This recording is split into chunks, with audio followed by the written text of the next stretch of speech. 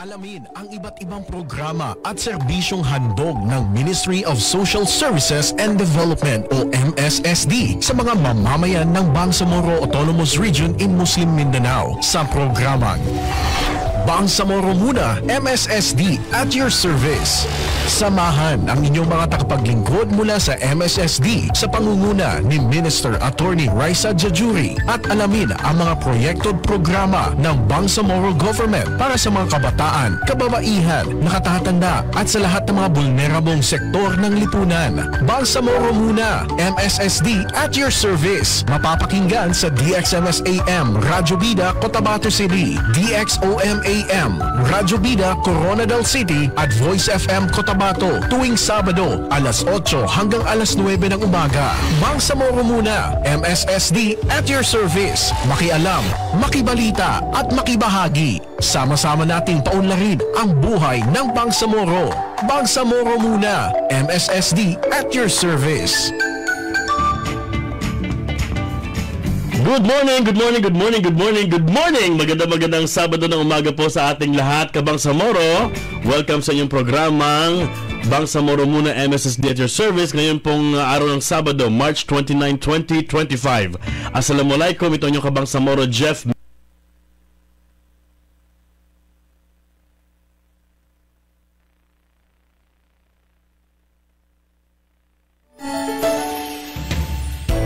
Kakarin kadayunan ni dating OFW sa Hong Kong. Sa pagpaningkamot, nakapundar mi og boarding house. Tag-direct ceiling food ko ha, makalaay, pero mas lisod nga trabaho ang mamahimong inahan sa duha nako ka teenagers. 24/7 na.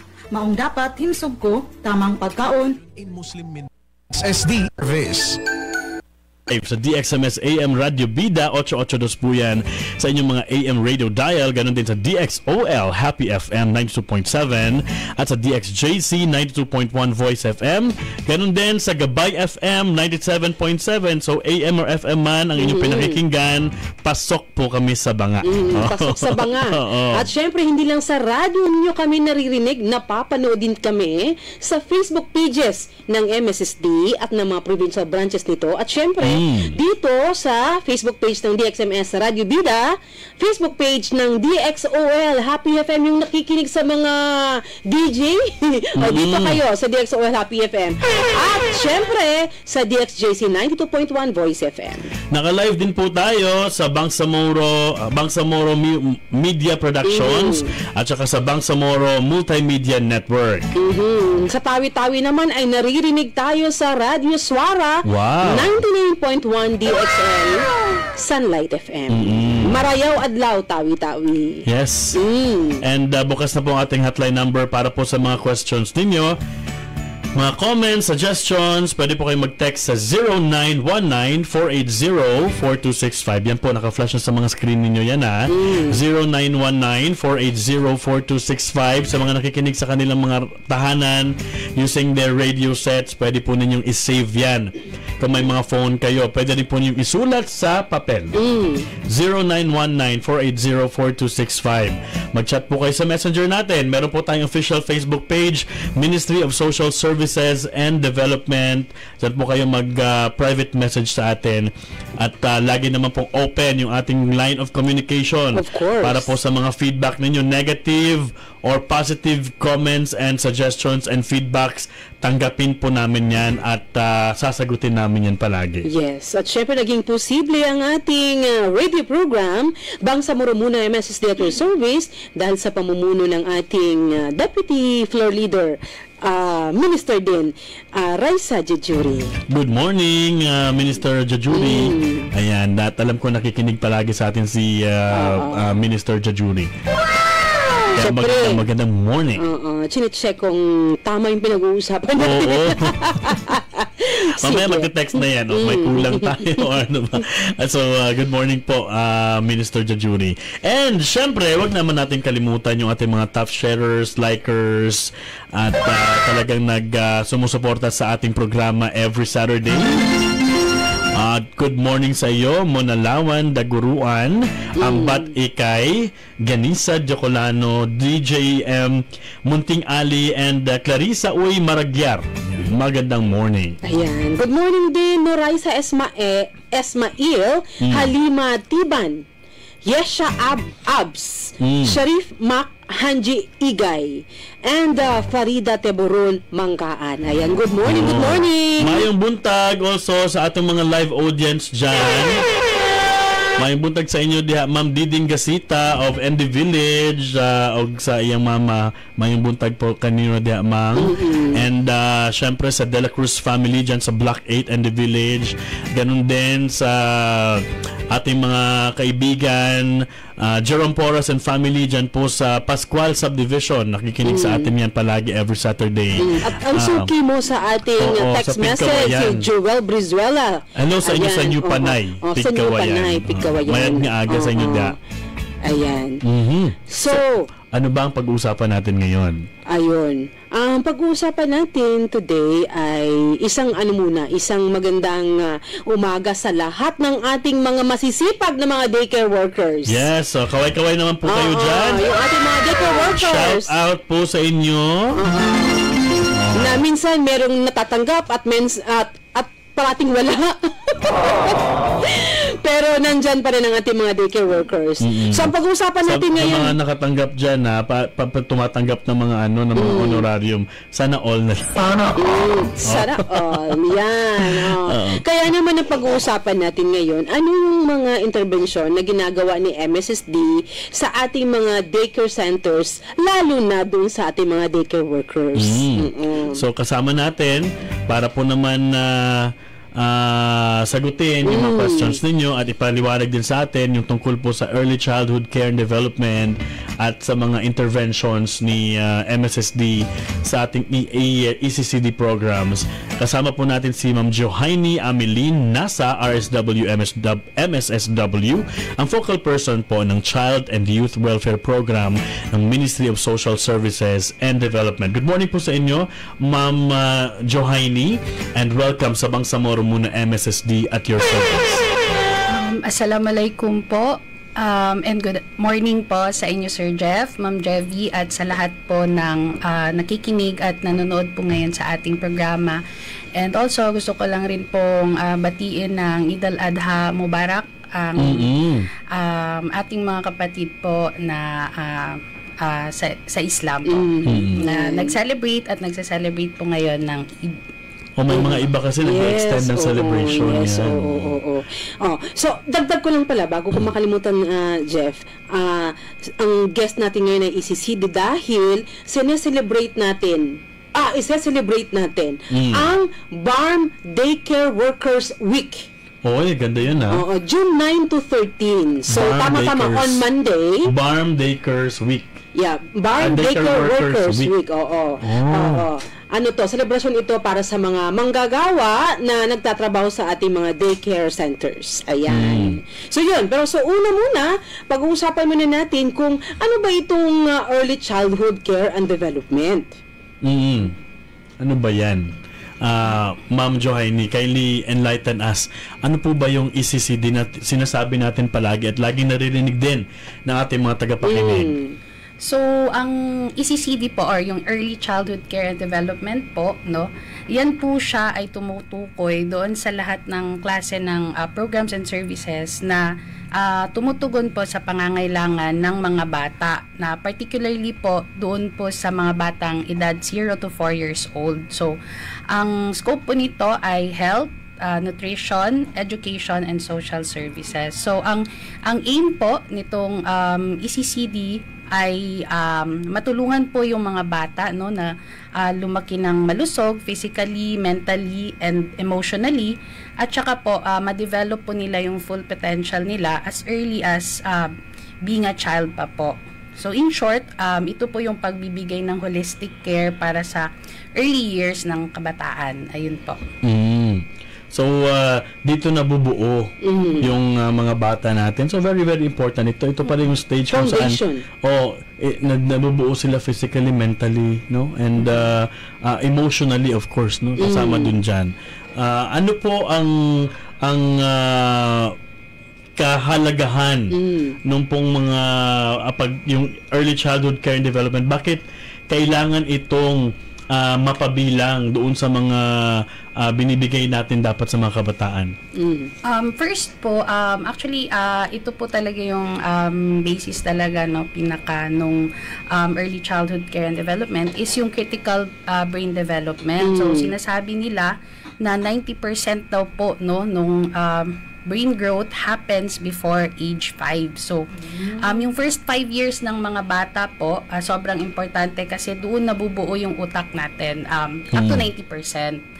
And then, kaya dapat alagaan natin yung mga bata during those crucial time po or period in their life. Kasi yung mga experiences or binibigay sa kanila ay malaki po yung impact or significance nun later po, no, sa kanilang life.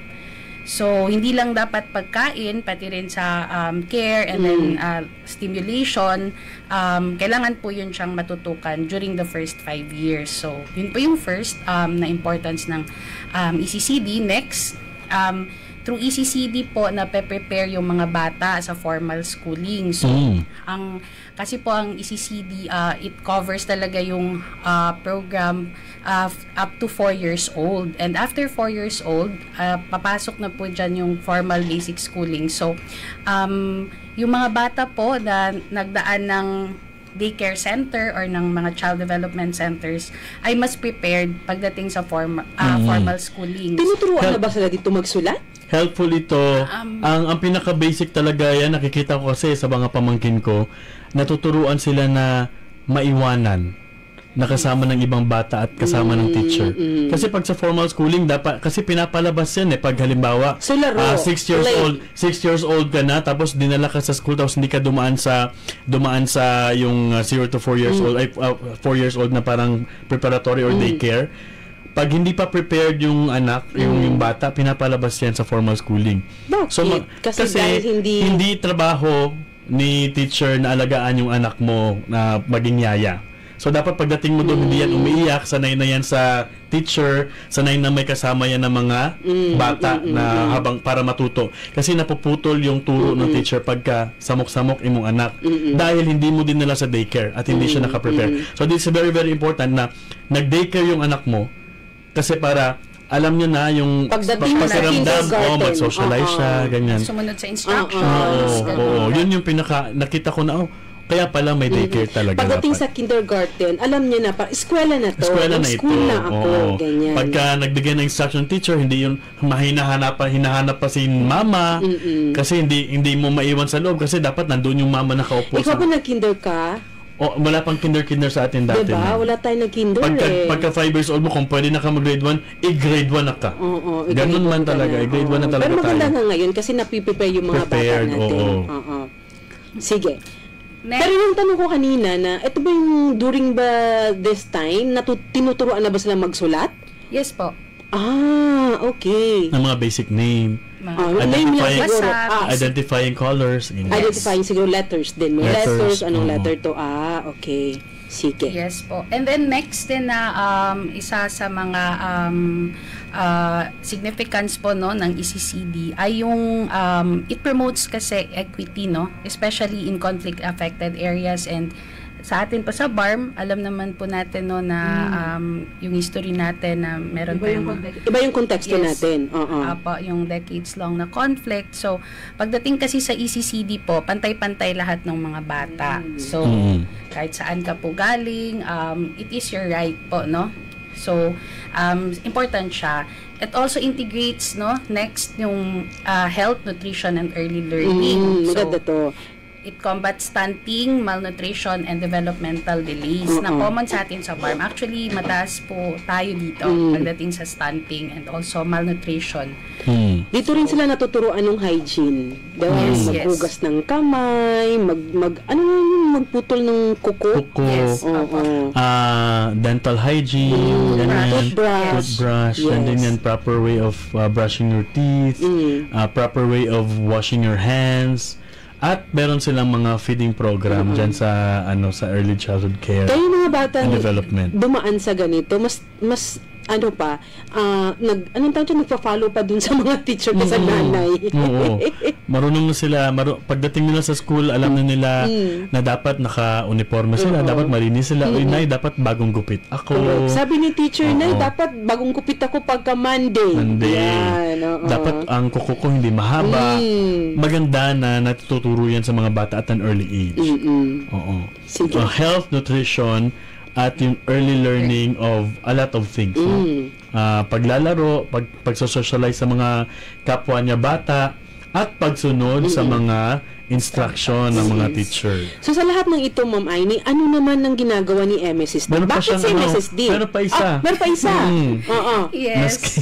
Lastly, meron tayo na it strengthens families and communities. So, through ECCD po, diba, na-empower yung family and especially yung parents, no, as first teachers, and then the workers, the child development workers or daycare workers as the second teachers or katuwang ng mga magulang. So, dito po, ang ECCD ay hindi lang responsibility ng teachers or ng workers and then the government, kasi dapat involved din po dito yung parents, yung barangay, yung community sa sinasabi nating ECCD.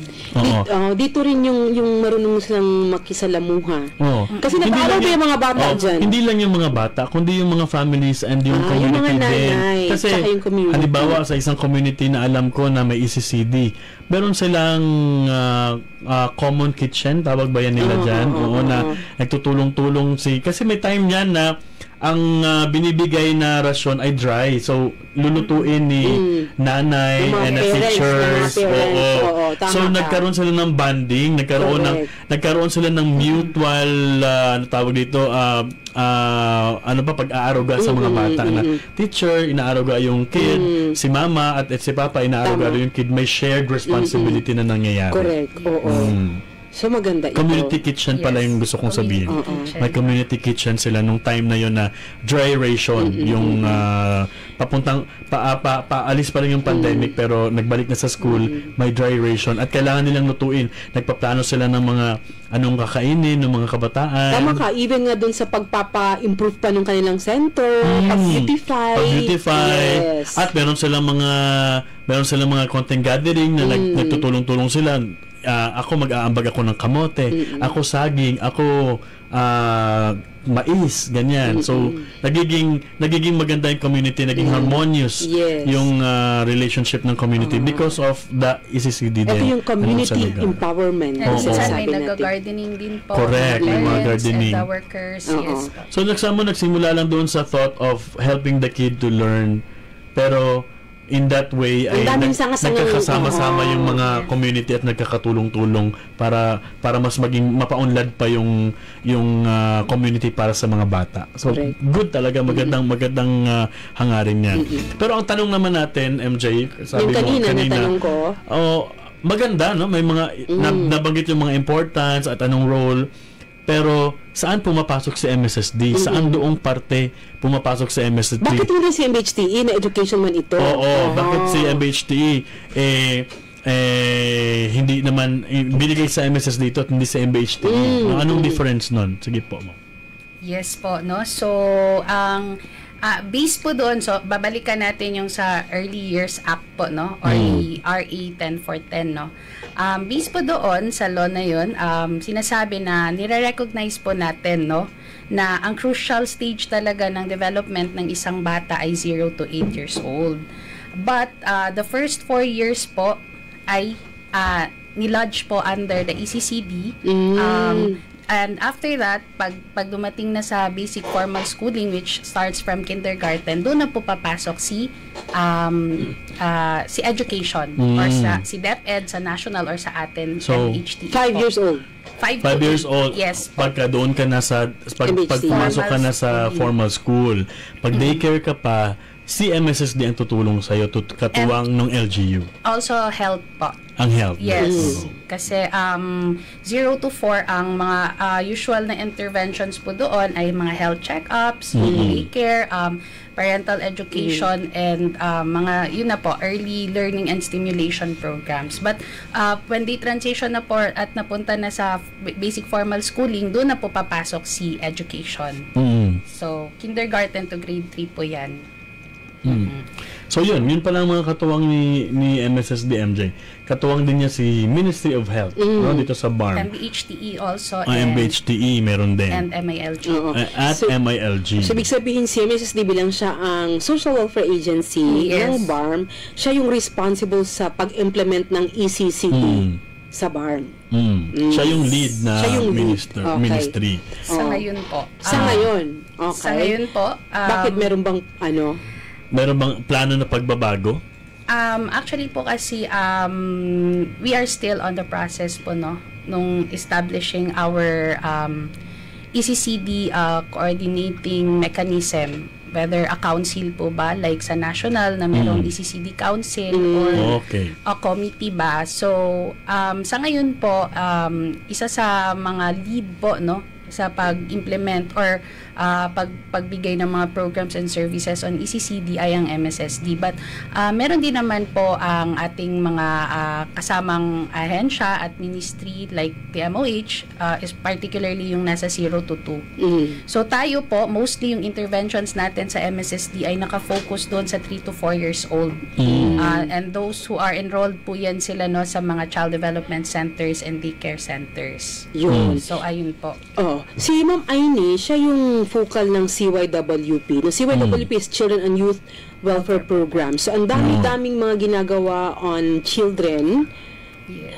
So, yan yung counterpart program naman ni MSSD para mag-complement doon sa Early Childhood Care and Development. Yes, opo.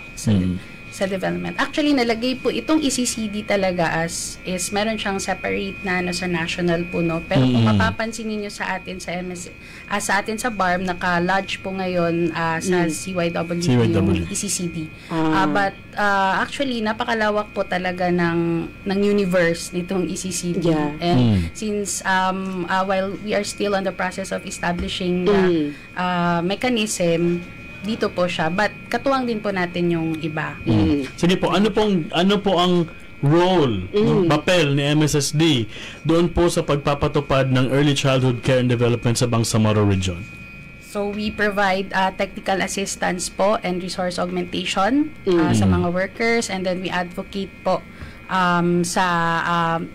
for the support sa ECCD, and mas maging aware yung ating community, ang ating LGUs and other partners and mga stakeholders po sa importance nito sa atin. So ayun po. When you say augmentation, big sabihin kasi meron na silang allowance. Pagka-augmentation for the honorarium, isa yun sa mga sa binibigay ni MSSD. So ibig sabihin, kung may existing, kasi supposedly, ito kasi supposed to be, merong honorarium si daycare worker from the LGU, supposedly. Pero dahil nakikita ni MSSD na parang yung iba wala. Maiba wala or kulang. Kasi ang ini-expect natin meron. So ang tingin talaga natin siguro dito sa MSSD na meron pero mukhang kulang, so in-augment natin. Pero ang nangyayari sa ibang mga lugar, MJ, hindi na nang natin banggitin kasi hindi na natin alam kung talagang may kakayahan sa LGU nila or wala. Ang nangyayari, nakadepende sa ang mga daycare workers doon sa binibigay na honorarium ni MSSD, which is supposed to be hindi kasi sa LGU dapat yan, tapos mag-augment lang sa MSSD. Yun. So merong isa yun, ma'am, na nagbibigay po tayo ng dagdag na honorarium sa mga child development workers, daycare workers, and meron din po yung supervised neighborhood play workers. Ito yung mas bata, yung mga 2 to 3, ganyan. Hindi pa capable of comprehension. Meron naman comprehension, pero mas play talaga, mas laro-laro talaga po sila. Yes po. So nag-augment po tayo sa honorarium ng a total of 2,590 na child development workers po sa region out of the 2,732. So marami. Yes. Magkano po ang monthly na binibigay natin na subsidy? Sa ngayon po ay nasa 4,000 po per month. Per month. Malaki-laki yan. Diba? Sa LGU po, magkano po dapat ang expected na binibigay for the daycare workers? Expected kasi hindi naman natin alam kung magkano binibigay nila. Pero magkano po ba dapat ang tinatanggap ni daycare worker from the LGU? Actually po kasi, Sir Jeff, it varies po talaga. Depende sa capacity ng LGU. So walang sinasabi. Barangay LGU ang pinag-uusapan natin po. dito. Barangay LGU. Yes. And some po, even, meron din po na... Munisipyo. Okay, may munisipyo din. Ang Munisipyo munisipyo din. po ay nagbibigay din aside from the barangay LGU. So, ayun po. Walang nakasaad sa isang memo or a document that would say bigyan natin sila ng this much amount, minimum. Bahala na kayo kung dagdagan ninyo. Walang ganong nakasabi mo. Before. Magkano po yun? Ay wala po siyang naka-specify before, but with the new law po, kasi meron tayong bagong approved na batas okay. na law on ECCD. As in, bagong-bago lang po na may nakasabi na talaga. So, ibig sabihin, maglalaan na talaga sila ng pondo for it because it's already a law. So, magkano to, Ma'am Aini? Hindi pa ba pwedeng sabihin? Actually, inaano pa po natin yung law, but if I'm not mistaken, nasa salary grade 11 na po. But it will also...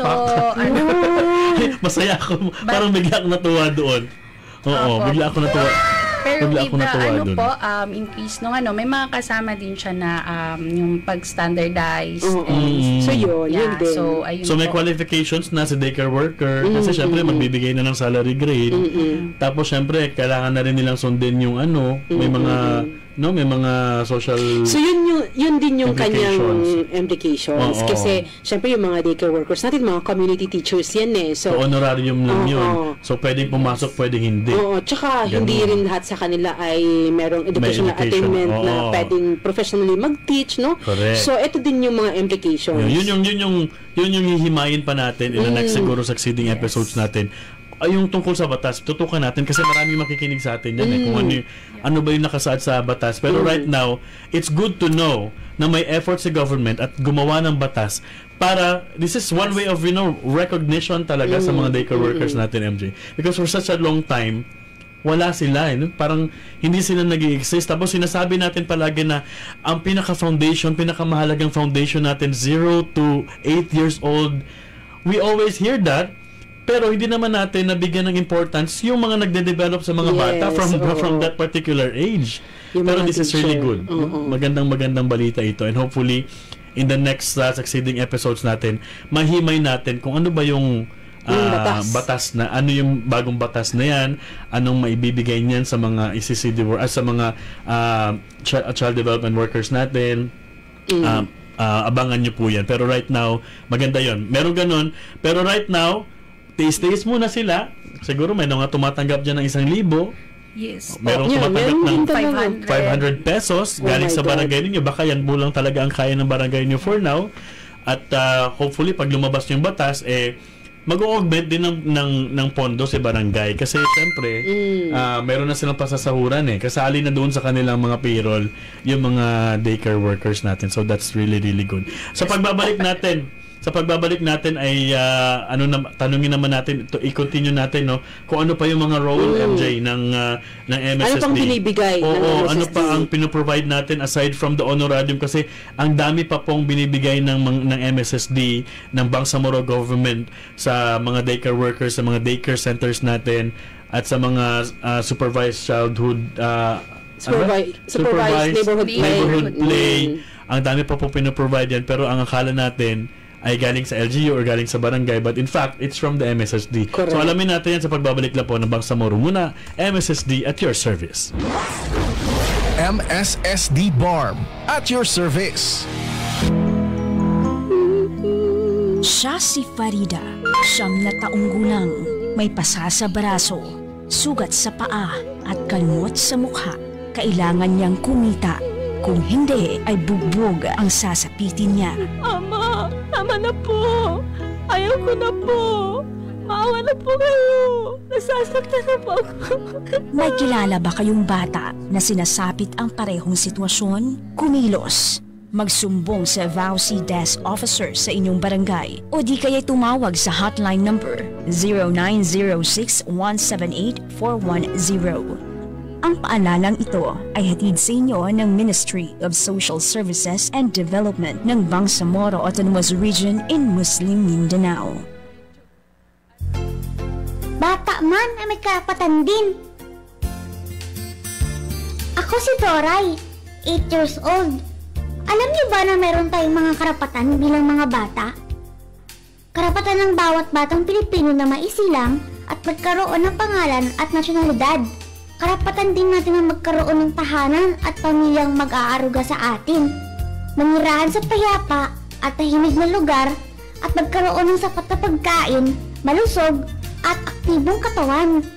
Karapatan din ng mga batang gaya natin na mabigyan ng sapat na edukasyon, mapaunlad ang ating kakayahan, habang nabibigyan ng pagkakataong makapaglaro at makapaglibang.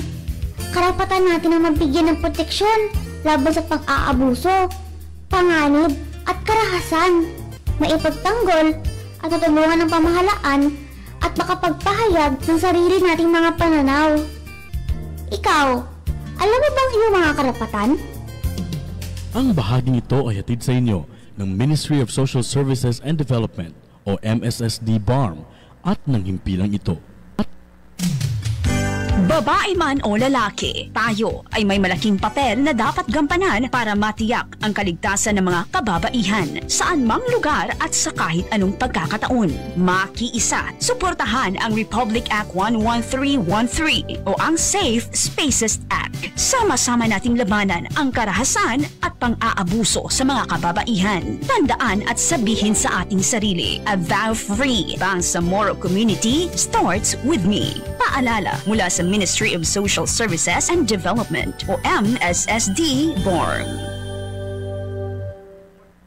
Mahalagang bigyang pansin ang kapakanan ng mga nakatatanda. Huwag nating kalimutan na minsan sila ay naging mahalagang bahagi rin ng ating lipunan. Wala tayo ngayon kung hindi sila nagsikap at naghanda noon. Kaya nararapat lang na sila ay ating mahalin, pansinin at asikasuhin. May iba't ibang programa ang pamahalaan para kay lolo at lola para makatulong sa kanilang makaagapay sa kasalukuyang panahon. Tiyakin natin na napapakinabangan nila ang mga programang ito bilang pagtanaw ng utang na loob at pagpapakita ng malasakit sa kanila. Ang bahaging ito ay hatid sa inyo ng Ministry of Social Services and Development o MSSD BARM at ng himpilang ito. MSSD BARM at your service. Nagbabalik po ang inyong programang Bangsamoro Muna, MSSD at your service. Kasama niyo pa rin po ako, Jeff Mendez. At MJ Alferez. Kabangsamoro, mag-MSSD updates muna tayo. MSSD updates. Meron pong mga 175 individual na affected ng armed conflict sa Picong Lanao del Sur ang tumanggap ng ayuda mula sa MSSD. May report para sa atin si Al-Jabar Musa. Jab? Bangsamoro Muna. Assalamualaikum at magandang araw mga kabangsamoro. Tumanggap ng tulong mula sa Ministry of Social Services and Development o MSSD ang 175 na individual na lumikas mula sa Barangay Baraas, bayan ng Picong Lanao del Sur, bunsod ng armed conflict sa isinagawang relief distribution noong May 30, 2025 sa Calanugas Local Government Compound. Bawat bakwit ay nakatanggap ng 25 kilong bigas at isang family food pack na naglalaman ng madelatang pagkain at kape. Sa kasalukuyan, pansamantalang nanunuluyan ng mga bakwit sa mga barangay ng Pinandolan, Laguna, Pagalungan, Mimbalawag at Bubungaranao. Ang interbensyong ito ay bahagi ng Emergency Relief Assistance ng MSSD na naglalayong magbigay ng agarang suporta sa mga Bangsamoro communities na apektado ng mga kalamidad at krisis. At yan ang ating update sa ngalan ng MSSD Regional Communications Team. Ako po si Al-Jabar A. Musa ng Bangsamoro Muna, MSSD at your service. Maraming salamat sa iyo, Al-Jabar Musa. MSSD updates. Sa Cotabato City, nagsagawa ang MSSD ng mobile birth registration para sa mga bata at decommissioned combatants. Ulat mula kay Jiday Lukman. Bangsamoro Muna. Assalamualaikum at magandang araw mga kabangsamoro. umabot sa 492 na individual, kabilang ang mga batang hindi pa rehistrado, kanilang mga pamilya at mga decommissioned combatants ang nabigyan ng legal na pagkakakilanlan sa isinagawang mobile birth registration noong May 29 hanggang 30, 2025 sa mga barangay ng Tamuntaka 3, Tamuntaka 4 at Mother Tamuntaka, Cotabato City. Ang aktibidad ay pinangunahan ng MSSD katuwang ang UNHCR, Community and Family Services International o CFSI, UNICEF, Philippine Statistics Authority BARM at ang Office of the Presidential Advisor on Peace, Reconciliation and Unity o OPAPRU. Layunin ng nasabing interbensyon na tiyaking may access sa batayang karapatan ang mga sektor na matagal nang naisantabi, lalo na sa mga komunidad sa BARM. Ayon kay Johaini Amelin Nasa, focal person ng Child and Youth Welfare Program ng MSSD, hindi lamang ito simpleng dokumento. Ito ay tungkol sa dignidad, paggamit ng karapatan at access sa mga pangunahing serbisyo gaya ng edukasyon, serbisyong medikal at proteksyong panlipunan. Samantala, nakatakdang idaos ang ceremonial distribution ng mga birth certificates sa mga susunod na linggo. Magsasagawa rin ng kaparehong mobile birth registration sa 50 pang mga munisipalidad sa rehiyon. Ang mobile birth registration ay pinondohan ng Embassy of Japan, katuwang ang MSSD, mga development partners at iba pang government agencies. Ang interbensyong ito ay bahagi ng mas malawak na layunin para sa kapayapaan, inklusibong kaunlaran at pagtitiyak sa karapatang pantao, lalo na para sa mga pamilyang nawalan ng tirahan, katutubong pamayanan at mga dating combatants. At yan ang ating update mula dito sa Cotabato City. Sa ngalan ng MSSD Regional Communications Team, ako po si Jiday Lokman ng Bangsamoro Muna, MSSD at your service. Maraming salamat, Jiday Lukman. MSSD Updates. Bago natin balikan ang ating bisita, MJ, si Ma'am Johaini, ay panuorin muna natin ang isang success story ng isang child development worker mula po sa UP, Maguindanao del Norte. Panuorin natin ito.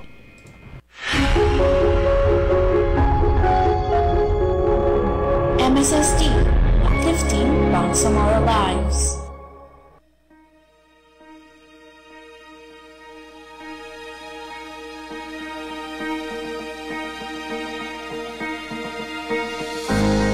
Ako po si Rosalie Balayanan, nakatira po sa Burungudan, UP, Maguindanao. Ngayon po ay 53 years old na ako. May 6 na anak. Isa po akong legal worker. 23 years in service na po ako ngayon. Sa pamagitan po ng aking trabaho, nakapagtapos na po ako ng 4 na aking anak. Kaming mag-asawa, pareho po kami nagsiselfie dito sa aming barangay dahil siya ay isang barangay driver at ako naman ay isang child development worker ng Barangay Burungutan, UP, Maguindanao. Ang tulong po yung binigay ng MSSD na learning materials dahil ang isa doon ay yung story po. Then yung mga doon, yung mga Crayola doon, mga pentora, tapos yung mga ball. Pakalaga po yung laman ng box na yun yung galing sa MSSD dahil yung mga learning materials doon ay appropriate talaga sa mga bata, mga children. Yung additional doon sa MSSD, napakalaking tulong po yun. Bakit? Yung nakuha ko po doon na tulong, gamit na gamit ko po yun sa aking mga anak. Isa pa ma'am yung yung additional na binigay po sa amin, malaking tulong po yun. Kasi dito po sa UP, malalayo po yung bahay ng mga daycare worker sa kanilang sector. Kaya napakalaga po yun, malaking tulong po yun sa kanila para gamitin nila pang transpo at saka pagkain para lang po makasubmit sila ng kanilang mga compliance sa opisina. Minsan, bilang isang nanay, ang maasikaso ko na lang po yung pagkain. Minsan iniiwan ko na po yung trabaho sa bahay dahil ang iniisip ko po na hindi ako maliit pagdating dito sa paaralan. Ayaw ko na mauna pa yung mga bata kaysa sa akin. Bilang isang guro, napakahirap po ang trabaho namin. Dahil ang magiging ano po namin dyan sa aming trabaho ay yung aming pamilya. Pero bilang isang daycare worker, ang napakahalaga, alam mo po, i-manage ang iyong time. Ganon ang ginagawa ko. Pasalamat din ako, ma'am, dyan sa asawa ko kasi maintindihan niya po ang trabaho. 23 years na po ako na nagtrabaho dito sa daycare, sa Child Development Center dahil napamahal ako sa kanila, ma'am.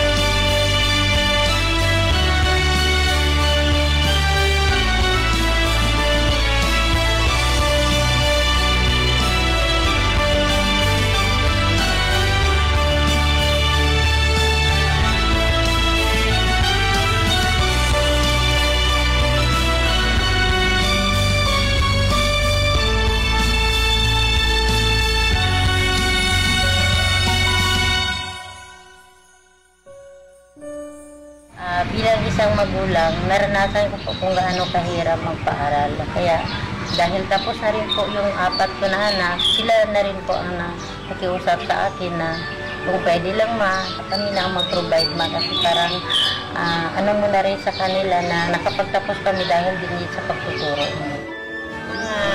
Kapwa po Child Development Worker, patuloy lang po tayo. Kailangan po natin magiging matatag, masipag, at matyaga sa ating trabaho. Para sa pag-aral po ng mga batang Pilipino, kailangan po walang batang Bangsamoro na maiwan sa ngalan ng edukasyon.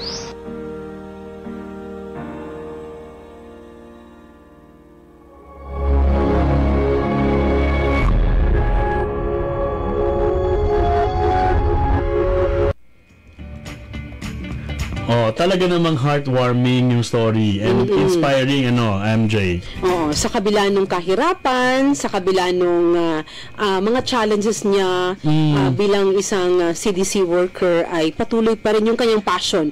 Nandyan kasi napapalapit na sa kanya yung kanyang mga bata, para mga anak na niya. Yan. And hopefully doon sa pagpapatupad ng panibagong batas, MJ, ay hindi sila matanggal. Kasi ang fear ko nito, ang magiging tendency nito ay yung mga dating mga volunteer na ay tatanggalin at papalitan ng mga barangay official or barangay or anybody in the community na papalitan ng mga bagong kamag-anak. Sana may provision tayo sa batas or ma-implementing rule na hindi pwedeng gawin yun at i-prioritize yung mga talagang nandoon nag-volunteer kahit wala silang sahod nung time. Pero tanungin siguro natin si Ma'am Johaini kung paano ba pinipili yung mga CDC worker? Meron bang intervention si MSSD or solely BLGU ito? Ang naglalagay ng mga teachers dyan.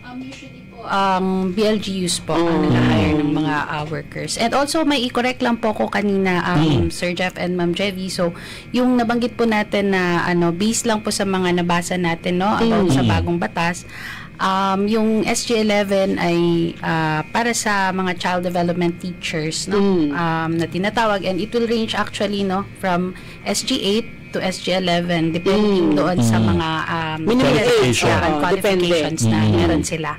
Kung volunteer teacher tapos high school graduate siya at hindi naman siya nakapagtapos ng education, wala siyang education unit, doon siya sa medyo mababa na salary grade.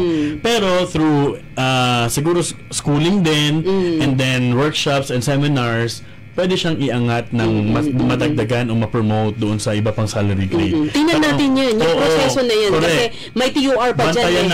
Bantayan natin talaga. Kasi ang pinaka-importante talaga ay wag mapalitan yung mga nagsakripisyo na mga volunteer yung teachers. Yung kahit 1,000 lang nandyan pa rin. Nandyan pa rin sila. Tapos biglang pagkaroon ng malaking sahod, tatanggalin sila kasi papalitan sila ng iba. So, hindi rin naman makatarungan sa kanila. So, hopefully, ay ma-develop yung implementing guidelines para naman maprotektahan din yung mga nagsakripisyo nating mga daycare workers. Yes, oo.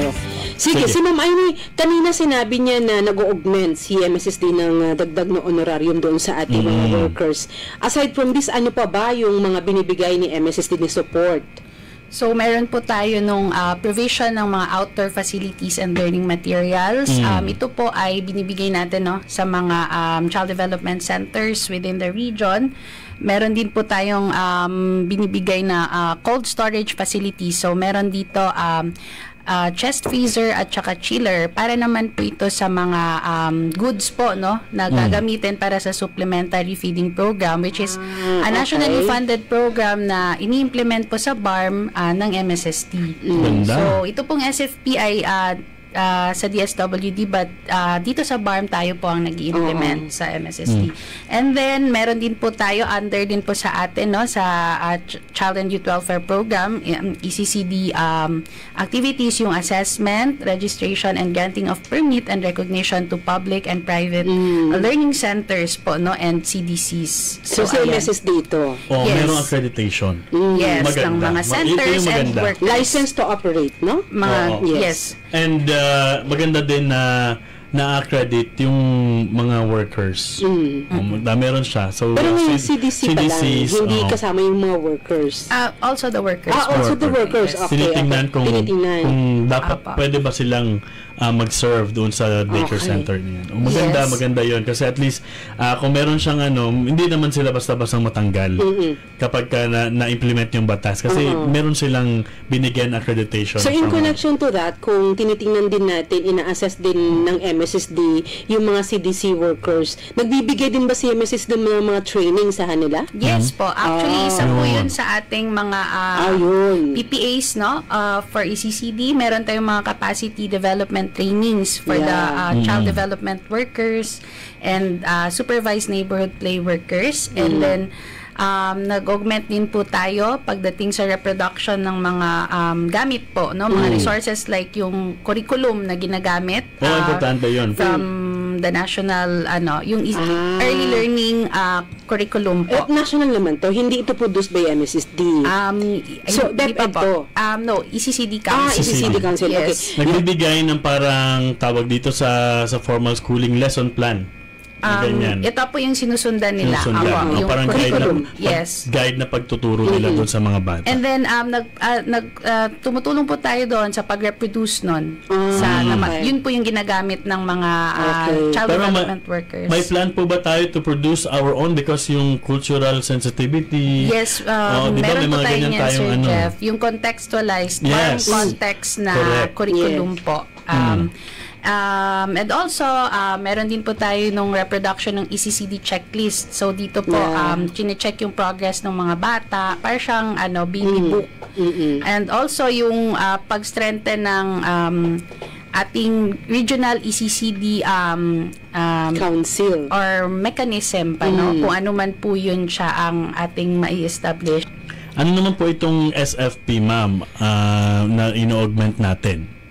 Sa days po ng pag-feeding kasi feeding program. Supplemental feeding program. Yes po, ng nationally funded po ito na merong 120 days na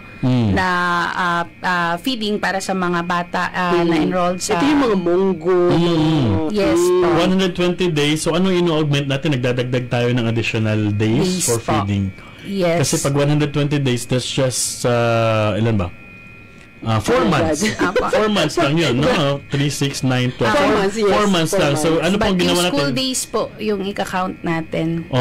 So, sinusupplement natin yung school days. Yes. Nandun po sila sa center. Yes, sa center. And also, yung sineselebrate po natin, nitong parating na week, yung daycare workers day na may kasama po siyang provincial summit. Actually, ito po yung first ever na pag-celebrate na. Ngayong Monday, ito yung pinakauna for BARM. Yes po. It's time that they get recognized. Yes po, ang ating mga daycare workers and or child development workers. And lastly, meron po tayo yung establishment ng ECCD database system. Regional to? Yes po, sa atin po. Pero si National meron ng ganito? Wala pa? Meron po silang information system na currently ay parang may naayos lang po. And but we also have plans po sa atin sa region na magkaroon ng database para doon po natin matrack, no? So to be led by MSSD. Yes po. Okay. Mayroon na po ba tayong mga mapping na ginawa para sa mga ECCD? Nagsimula naman na po tayo, Sir Jeff, and meron po tayo niyan, marami tayong similar na activities related po sa pagmap na propose for next year. Sige. Sige. Outdoor facilities natin, learning materials, kumusta po? So, ang mga outdoor facilities, kung makikita po nila, no? Meron po tayong nabigay, no, since 2023 hanggang ngayon. So, nung 2023, nakapagbigay po tayo ng 200 sets. Then, last year, merong 284 sets. And for this year, meron tayong target na 90 sets. Same with learning materials. Noong 2023, merong 200 sets. And last year, 230 sets. And for this year, 90 targets naman po ulit. So, pag sinasabi natin isang set, isang CDC to? Yes, tapos marami pong laman niyang set na yan. Ayan. So, kung makikita po sa photos, yan. Makikita ba natin sa screen? Ayan, makita sa screen. Opo, so, yung meron mga outdoor facilities and learning materials na binibigay. How often do you do we give, ma'am, itong mga facilities and materials natin? Every once a year ba? Yes or po. Gaano po kataga? Every year, meron naman po tayo. Yes, nakakabigay po tayo. Di ba, bongga sa mga bata ngayon, mga ganito tayo nag-aakit-akit sa puno. Kapag hindi nasira yung mga materials, edi nagdagdagan, no? The following year. Sige. Ano naman po itong mga ECCD checklist na ano na po ninyo, na reproduce na po ninyo? Yes, yan po ay ginagamit ng ating mga child development workers, no, para matrack yung progress ng mga learners. So, ideally dapat lahat ng learners ay meron ito. So, we also provide support through the reproduction of these checklists para magamit ng mga child development workers natin. So, for 2023, nakapag-reproduce po tayo ng 7,260 sets. Then, last year, mayroong 6,695 sets. And for this year, na target ay 8,000 sets po yan. So, mas dumami po siya for this year. Very quick lang, Jeff, para lang maliwanagan tayo doon sa SSCD checklist. Kasi, domains to tinatrack yung child's progress sa 7 domains. Tama ba? Sa maalala ko lang yung aking former na employer ba? Parang i-check lang niya kung kumusta na ang... So may checklist sila para maging guide nila kung nasusunod nila yung programa. Okay na ba yung cognitive nila? Okay na ba yung gross motor nila? Yung fine motor nila? Ganon ang ano niya. Isa-isa. So we have 5 minutes na po, ma'am. Let's talk about the Farm Daycare Workers Week and then yung celebration din po ng Daycares National Farm kasi to. National Daycares Week ba yan? And Day? Merong day, merong day. Oo. Gusto mo? Farm Daycare Workers Day and then National Daycare Workers Week. Pasadahan po natin yung mga activities. Actually, yung activity na ito na isa-celebrate po ng mga provinces natin ay nakabase po siya doon sa National Daycare Workers Week. Na, dahil po ito nagkaroon ng ganitong celebration through Proclamation number 404, Series of 2003. So, sa panahon po ito ni former President Gloria Macapagal Arroyo. 2003 pa pala to? Yes, dineclare po niya na ang June 7 to 11 of every year ay National Daycare Workers Week. So, sa atin naman po sa BARM, nabanggit ko nga po na this will be our first, na celebration ng ganon. Meron tayong ang sa atin naman po ang celebration natin ay magsisimula sa June 9 this Monday 13, 2025. Yes. Babanggitin ko na lang din po yung theme ng national for this year. Meron po silang child development workers sa bagong Pilipinas, mapagkalinga, makabayan at makabata. But sa atin po sa BARM, ang ating theme po sa ngayon, since I think mas po talaga siya very akma sa ating since it is our first celebration, yung puso at serbisyo, pagkilala sa mga daycare workers. So parang since this is our first, parang dito talaga ay na-highlight, no? Yung sa tema pa lang, saksak puso. Yes po. Sa tema pa lang, hindi na rhyme. And ang purpose po kasi talaga nito, no, ng observance na ito, no, ay bakit ba siya mahalaga, no? Bakit natin siya sineselebrate? It is the ano po kasi, no, our way of recognizing yung vital contribution, no, ng mga child development workers, daycare workers, sa early learning, no, at saka development ng mga kabataan. So, parang it is our one way of parang honoring them, no? So, ayan po. Then, ang highlights po, no, magkakaroon tayo ng kick-off activity sa Tawi-Tawi po. Doon po yung, sila po yung unang magse-celebrate nung Daycare Workers Day. So, sa week na yan, may mga provinces po na magsasabay-sabay yung celebration. Ang highlights naman po ng summit na ito, kasi tinawag po natin siyang provincial summit, no? By province po yung celebration, is meron po tayo doong overview, no, of RA 12199 or yung nabanggit po natin kanina na Early Childhood Care and Development System Act. Yes po, para rin ma-inform, no, at mas ma-explain po sa ating mga child development workers kung ano itong bagong batas, no, at ano po yung implication nito or significance sa kanila. And then magkakaroon din po ng mga sharing ng best practices, no, from selected LGUs doon sa lugar na yon, testimonials sa mga workers, and also para po doon sa ilan na nagkaroon ng consultation dialogue with the LGUs, ipe-present na po nila yung results during the summit.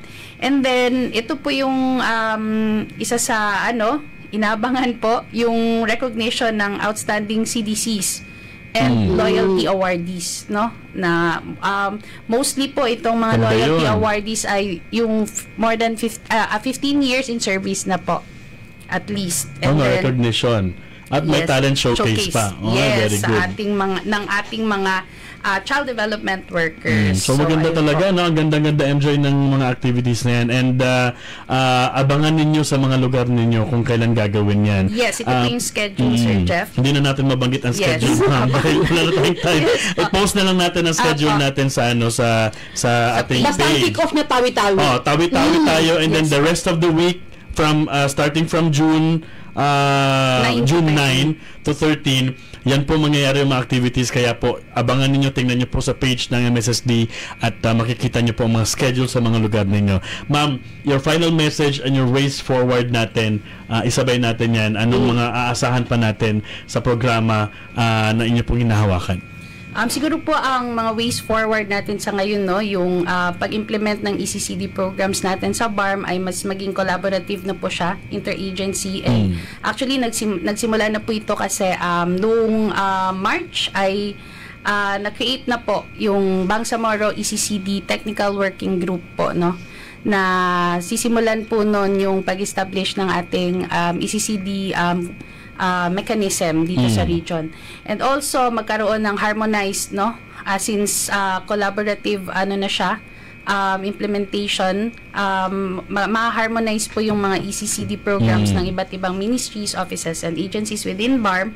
And then hopefully, no, ma-fully operationalize yung ating itatayong or i-establish na regional ECCD mechanism. And then also, as a way forward, we hope to strengthen pa, no, yung capacity building ng ating mga workers, mga child development workers, daycare workers, and also advocate pa for greater support from the LGU, parents, and the communities, and even the private sector po siguro. And then, siguro promote yung inclusive and adaptive na ECCD, no? Inclusive means yung more support pa sa mga children with disabilities, and also paggamit ng ng mga digital learning tools, no? Correct. If feasible. Kasi doon na rin tayo papunta ngayon, digital na. So hopefully din ganun din ang mangyayari doon sa mga ECCD natin. Final message naman po para sa mga daycare workers at child development workers. Maraming salamat po sa inyong puso at serbisyo para sa kabataang Bangsamoro. Saludo po kami sa inyo. Happy Daycare Workers Week. Mabuhay po kayo. Alright, ma'am, thank you so much sa time Thank you na so binigay much. po niyo sa amin. And hopefully, makabalik po kayo para pag-usapan naman natin pagkatapos nilang pag-usapan yan sa week, no? For the week-long celebration, pag-uusapan kasi nila yung bagong batas. Pwede nating pag-usapan din siya ulit in public, no? Dito sa ating programa para mas marami pa po ang makarinig nitong batas na bagong gawa lang tungkol po sa mga ECCD. Okay, Ma'am Johaini Amilin nasa RSW MSSW, maraming salamat po sa time na binigay po ninyo and see you again. Yes. Ayan. Thank you so much, Ma'am Johaini. Ayan, nagtapos Siya na po. po ang Child and Youth Welfare Program focal person ng MSSD, ma'am. Ayan. Alright. Sa mga karagdagang tanong po, kung meron pa kayong mga tanong about ECCD, ano ito, at ano pa ang mga intervention ng MSSD para mas mapa-improve pa natin ang ating early child and care development sa MSSD o sa buong region. Ayan, mag-chat sa FB natin, sa MSSD, o di kaya mag-text sa ating 0919-480-4265. Ito po si MJ Alvarez. Maraming salamat sa inyong pagsubaybay. Mabuhay ka, Bangsamoro. Sa ano naman po ng ating mga kasama para po maging matagumpay ang programa natin, ang buong hanay po ng Information and Communications Division ng MSSD. Maraming salamat din kay Carl Daniel, IT specialist natin. And of course, ang atin pong technician on board sa Rupert Sapway, at Chief Technician po ng NDBC Cotabato. Ako po si Jeff Mendez. Thank you. Have a safe weekend. And magkakarinigan po ulit tayo next time.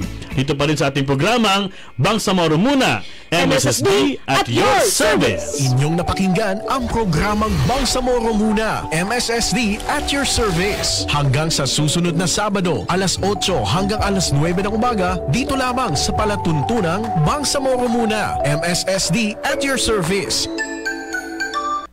Ang mga pananaw at opinyon